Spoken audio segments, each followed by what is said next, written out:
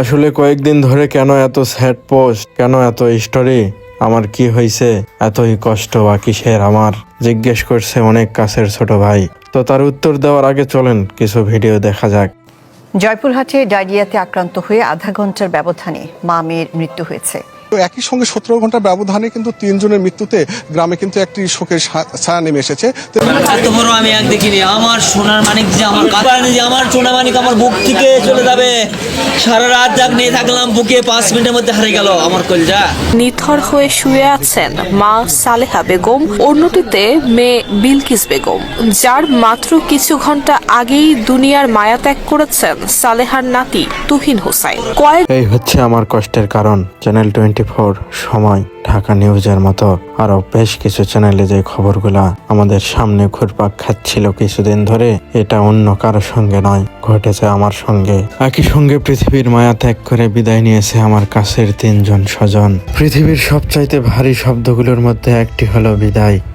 যখন কোনো প্রিয়জন না ফেরার দেশে চলে যায়, তখন শুধু একটা মানুষই হারিয়ে যায় না, হারিয়ে যায় আমাদের পৃথিবী থেকে এক বিশাল অংশ।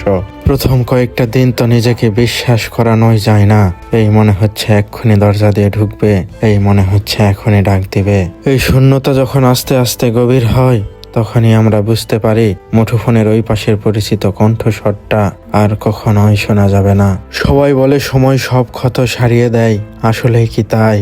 নাকি আমরা সময়ের সাথে সাথে সেই ক্ষতটাকে বুকের বাম পাশে লুকিয়ে রাখতে শিখে যাই? আসলে প্রিয়জনরা চলে যায় ঠিকই, কিন্তু রেখে যায় এক আকাশ স্মৃতি। সেই স্মৃতিগুলি মাঝে মাঝে হাসায়, আবার পরক্ষণে চোখ ভিজিয়ে দেয়। যদি কান্না আসে তবে মন খুলে কাঁদুন, কিন্তু মনে রাখবেন তারা আমাদের ছেড়ে শারীরিকভাবে চলে গেলেও আমাদের ভালোবাসায়, আমাদের গল্পে, আমাদের প্রার্থনায় তারা সারা জীবন বেঁচে থাকবে।